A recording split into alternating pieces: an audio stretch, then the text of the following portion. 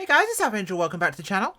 And today we're taking a look at the Spartan Executive here by HCG Digital Arts Limited.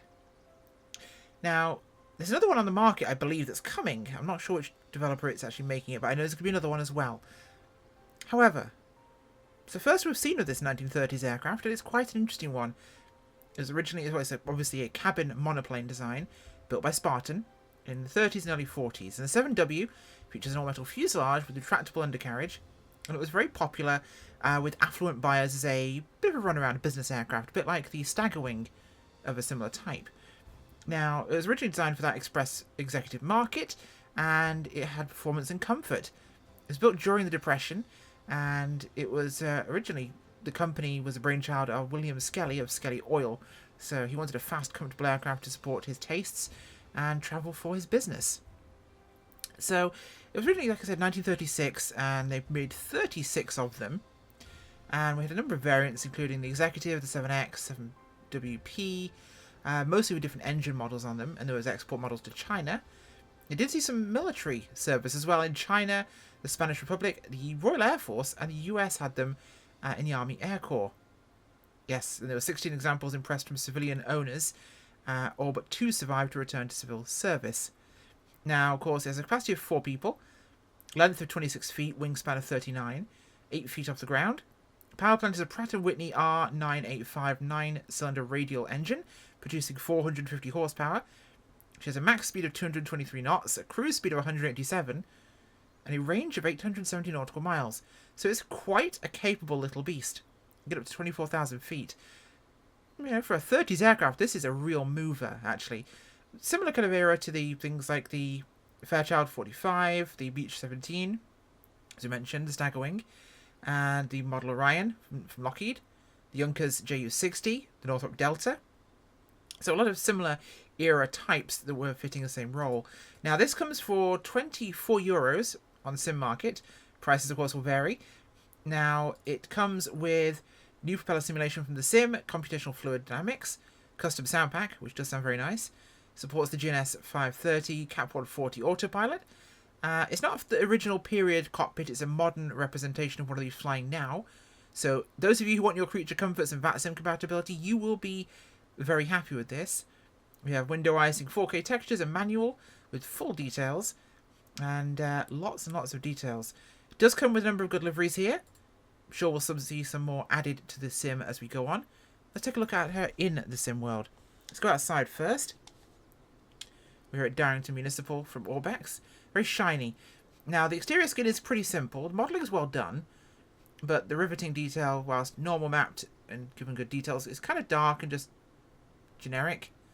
It's a very smooth, polished finish on these aircraft, so it's meant to look pretty shiny and clean and nice. They're well maintained, but I can't help feeling the rivet detail looks a little bit extra, perhaps. Maybe just a little bit. The overall shape and design of the aircraft does look appropriate and correct to what I recall of the Stintons. Or the Spartans, I should say. Wrong thing. The Stintons are very different aircraft.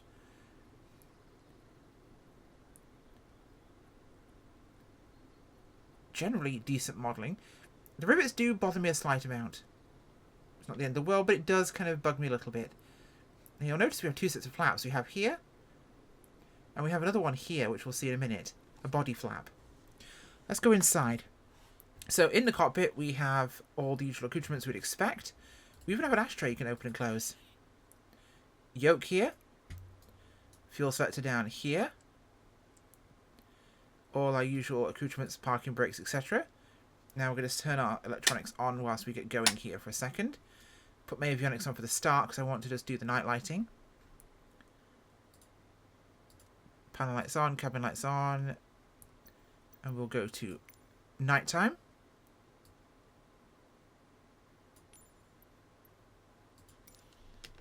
That's still really light outside. Funny that when you're looking down you can't see how dark it is.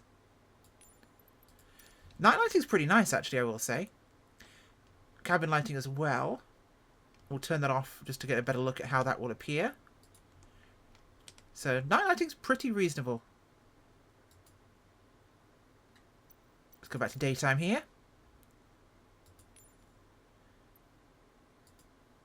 And we will turn those off. So Obviously, we have modern avionics systems in here to fit with those people flying today and in modern worlds and systems. It is nice to be able to have these functions. Autopilot, radio nav, comm there. We have also our transponder. Useful to have as well. So you'll see over here our instrumentation. There's decent reflections in these glass, by the way, I will say. We'll have a look if they move once we're moving in the air. Of course, we can dim our panel lighting and cabin lighting there, so you can control that yourself. Didn't notice that till just now. We do have the ability to control our windows. We can wind that down. Lots of nice audio occlusion. And we'll go back here. We could open the door with a switch there. Nice and simple. Close that. Now, some nice little magazines in the back here. Nothing you can do with them, unfortunately, but they are nice to see little details. Oh, what's that?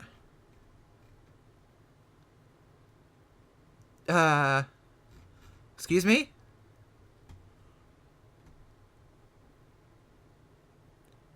Camauto premium cigarettes. Well then, yeah, that's the thing.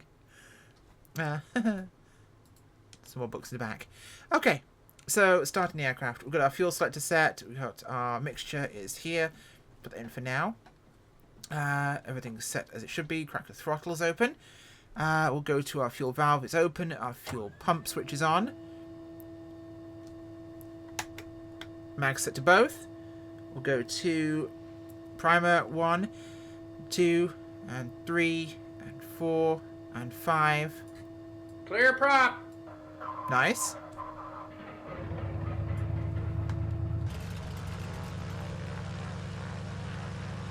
Sounds are quite rich and throaty. Good radial engine sounds. Do you like that? And of course we can close our window here and get a far less noisy experience. We'll do that now. So you do get differential wind sound, etc. with the window open, engine sound as well. So useful to know. Fuel pump can be off now. That's to be turned off after start. So avionics master is there. And otherwise gear is a switch that's selected up there. And we have here a belly flap, which is right there. A speed brake of sorts. We'll pull that up. You notice our belly flap indicator, wing flap indicators, and all our instrumentation here. So, even nice detailing the 3D modelling of the knobs, and we've got the bug there we can change on the EGT to where we want to have it set to. With ultimate readout. Of course, our stuff here does work.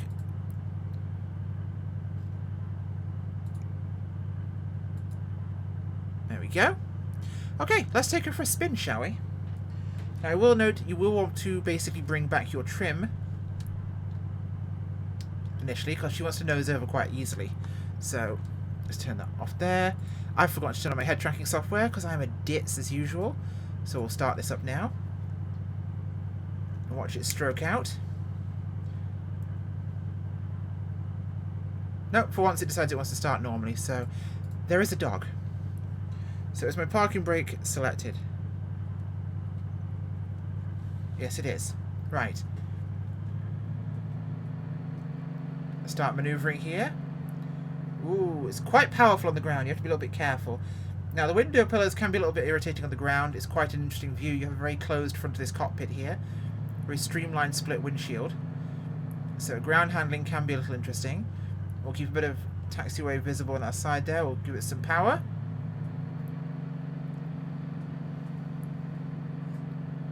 Oh, let's roll that back there. We don't want too much here. We're not going to use any flaps for our takeoff roll here. Got pretty decent runway length. She's a little spicy on the ground handling. Not sure how accurate that is, but it's entirely plausible. Tail draggers have been known to have some lively behavioural tendencies.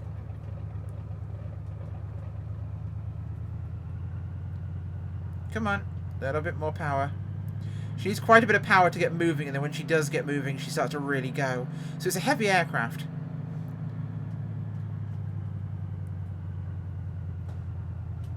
There we go. And turning, and turning, and turning, and turning, and turning.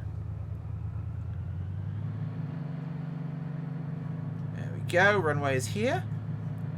Yeah, ground maneuvering can be interesting, but that's an issue of the aircraft. Texturing is pretty decent. It's not amazing, but it's good. I like this wear and tear in here. I like the detailing of the stripping and metal parts. So let's go, shall we?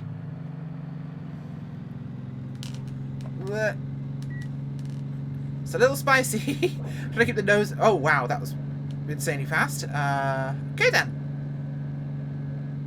I wasn't even at full throttle. I'm here. I've got that much more to use. That thing took off like a kite, and that was no flaps. That's quite impressive. Engine noise is pretty low inside when you've got the windows closed. Outside, nice and clattery.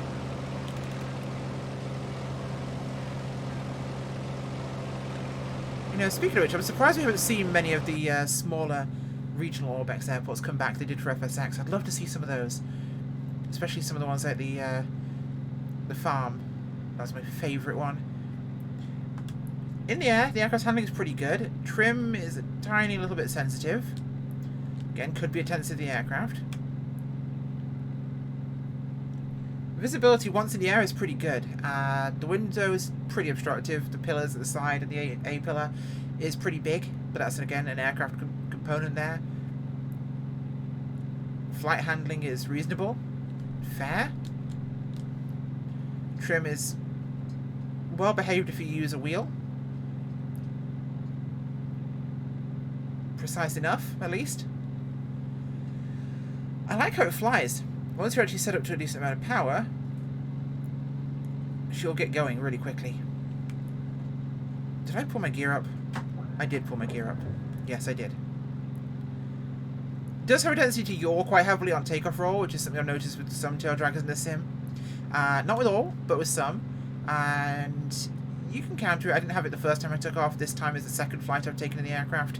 It yawed pretty heavily, but I also seem to leap into the air within 100 feet. So there is that.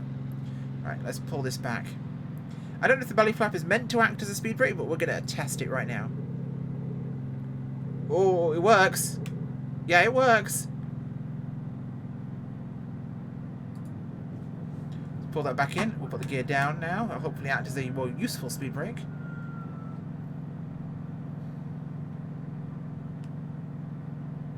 There's our airfield. It's a very long downwind and then base to final here, but we'll use it. Give us a good long straighten approach here, which should help with visibility over this nose. So we'll put a notch of flaps in. Just a third.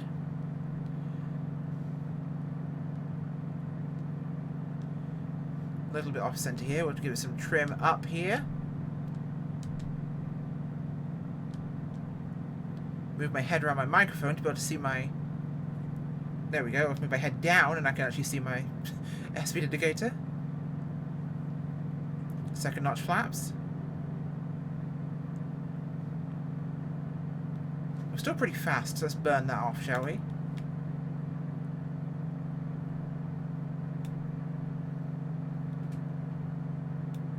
Burn a lot of this speed away. We don't want to mess around today with a sloppy job.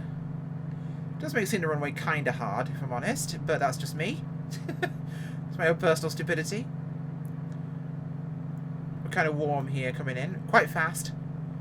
But doing things that are not in the textbook often let you find out interesting behavioural patterns of an aircraft.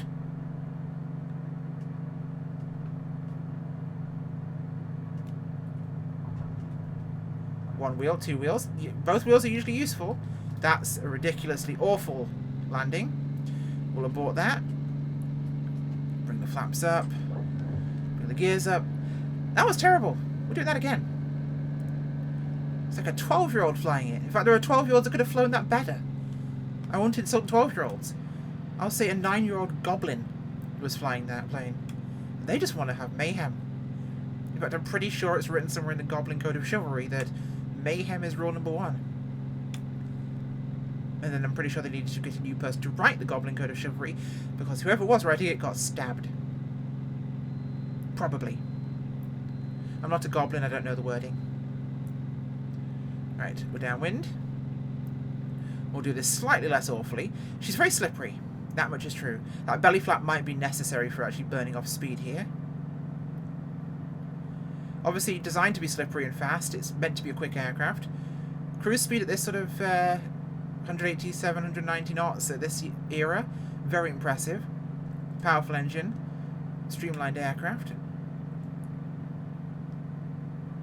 There's our airfield. I'm moving my microphone. Do excuse any sounds you'll hear. Because I need to be able to see my instruments better down to look my head down. Which is what I'm doing now.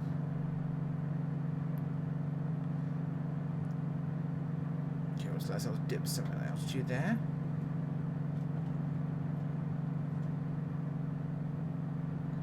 There we are. About 1,000 feet. We'll let it descend still. Gear down.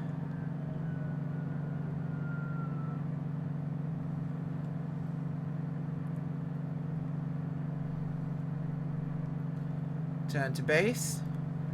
1 notch flaps. We're much slower now. We're much better setup now.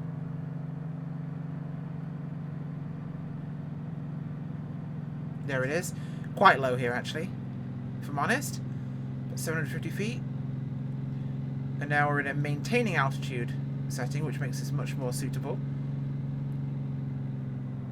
Bring her around. There's the runway. We've overshot a little bit again. I don't know if we'll need the belly flap. I think we're actually slower off now. Second notch. Extend the keyhole back in to level this off. No power needed right now. Still hovering at 85 knots. I might give it that belly flap. Let's see what this does. This might kill me and send me into a spiral, but we'll try it. Oh, that's bringing our speed right down there. A good approach here. 2/3 main flaps, 2/3, or 100% on the belly flap. Bring the nose up. Little power just to round her out.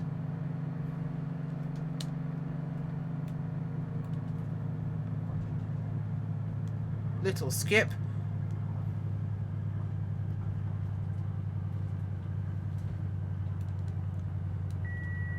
Yep, thank you. No, thank you, thank you, thank you, thank you, thank you. Behave. Behave. Thank you. Good girl, thank you. Whew. It's lively, I'll give it that. I think a lot of it's the visibility. I'm really feeling obstructed by the nose and by the view out the window. Could be incompetence. It's always on the cards when it comes to me, but you never know. Where's my taxiway? Yeah, taxiing this thing is a beast. Really kind of difficult to do. And the power requirements get it moving and then backing off the power almost immediately to stop yourself just rocketing down the taxiways is a factor, but I do like this aircraft. It definitely has a lot of potential to be a fun cruiser. Landing is an experience. Taking off is very quick. Part of me wants to think there is perhaps too much lift in this aircraft. It's too... wants to fly too much. Because takeoff was way too quick. It felt really dramatically overpowered. It just jumped into the sky. A bit like the Junkers 52 does from Asobo. And landing, it didn't want to touch down. It really had so much power. And I had the belly flap out there and wing flaps at 2/3. And she didn't want to sit on the ground. She did not want to land. It could be these all could be factors of the real aircraft that are absolutely accurate. I'm just making observations. What you choose to do with them is up to you.